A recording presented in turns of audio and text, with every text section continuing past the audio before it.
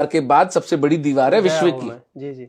कुंभलगढ़ तो आप देखते विलक्षण जगह। जी जी। एक महाराणा का कंट्रीब्यूशन बता रहा हूं आपको मैं, 32 दुर्ग बनाए थे उन्होंने, कहीं कोई उल्लेख तक नहीं आता। कुंभा को पूरी तरह से मिटा दिया गया। तो दिल्ली सल्तनत झूठ क्यों लगी मुझे कि मैं जिन महाराणा हमीर सिंह का मैंने उल्लेख किया था, 1340 के आसपास वे मोहम्मद बिन तुगलक को सिंगोली की लड़ाई में हराकर 6 महीने अपने चित्तौड़ के किले में कैद करके रखते हैं। और जब वो 1 लाख स्वर्ण मुद्राएं, 5000 घोड़े और सिंध से लेकर मालवा तक के लैंड के राइट्स हमीर को सरेंडर करता है लिखित में, तब उसको छोड़ते हैं। वो 6 महीने तक दिल्ली का सुल्तान कुत्ते की तरह जेल में पड़ा था, कोई उसको छुड़ाने नहीं आया यहां पर। ये थी आपकी दिल्ली सल्तनत। और एक चलिए अपवाद हो सकते हैं, हमीर बहुत प्रतापी राजा थे। यही व्यवहार फिरोज शाह तुगलक के साथ महाराणा लक्ष्य सिंह ने किया, यही व्यवहार गियासुद्दीन तुगलक के साथ, और महाराणा सांगा ने इब्राहिम लोदी को दिल्ली का सुल्तान 2 बार बकरौल और खतौली के युद्ध में पराजित किया। उसके बेटे को अपने बतौर जमानत 5 साल तक कैद करके रखा। अब आप मुझे बताएं, दिल्ली सल्तनत थी या मेवाड़ था? और आप अगर आज गूगल करें, और मैप में आपको भेजूंगा, आज आप गूगल करें तुगलक डायनेस्टी, तो आपको ऐसा लगेगा कि इस देश पर, मतलब पूरे सब कॉन्टिनेंट पर तुगलकों के अलावा कुछ है ही नहीं। मेवाड़ तो है ही नहीं। अच्छा, विजयनगर किंगडम भी नहीं है। यानी चलिए मेवाड़ तो इतिहास में चला ही गया, लेकिन विजयनगर किंगडम पर तो बहुत शोध हुआ है, बहुत काम हुआ है। 1335 के आसपास वो अस्तित्व में आ गया था और 1550 तक चलता है। विजयनगर किंगडम साफ, तुगलक डायनेस्टी आई थी एक। तो दिल्ली सल्तनत एक झूठ गढ़ा गया। मेहरौली से लेकर पालम तक इनका शासन था। दिल्ली उस वक्त सत्ता का केंद्र भी नहीं थी।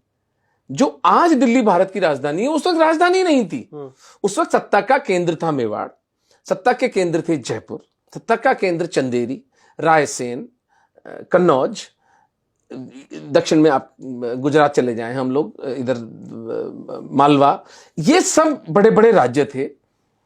तो दिल्ली सल्तनत, यानी उसको कॉन्टेक्सचुअलाइज आज के दिन में कर दिया गया कि जिस तरह दिल्ली राजधानी है भारत की, तो दिल्ली के अंदर हमारा तो कभी राजधानी नहीं, इसलिए हमारा तो कभी हम हिंदुओं को तो कभी राज ही नहीं रहा।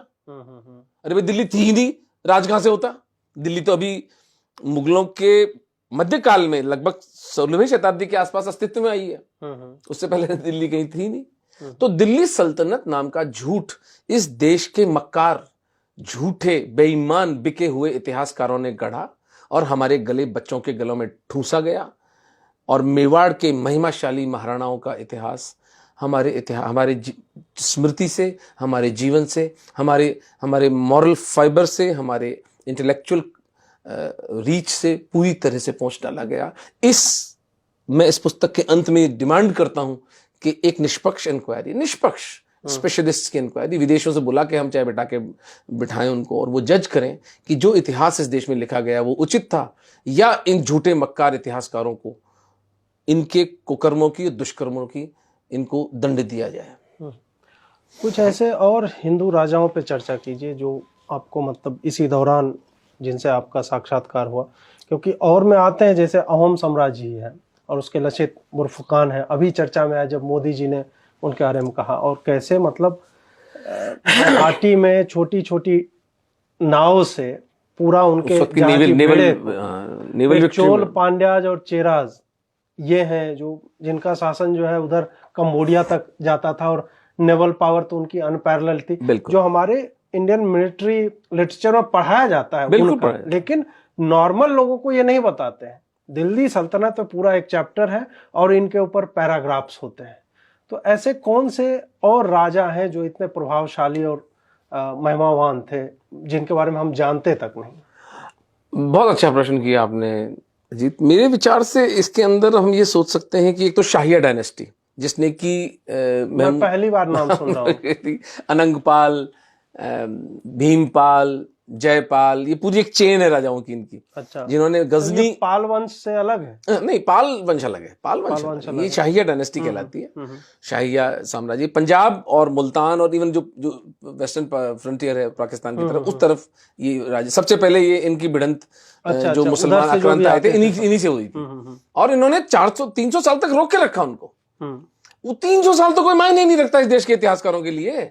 इनके लिए वो 150 साल का जो मुगल काल है वो है गोल्डन पीरियड, क्योंकि उस वक्त इनकी तथाकथित हिंदुओं के साथ संधि करके जो इनके हिसाब से एक सत्ता का मैनेजमेंट कर रहे थे लोग, वो इनके लिए स्वर्णिम काल है इनके सब, क्योंकि वो नैरेटिव इनको सूट करता है। पर उस पर अपन बाद में आएंगे। एक ललितादित्य मुक्तापिदा कश्मीर के, और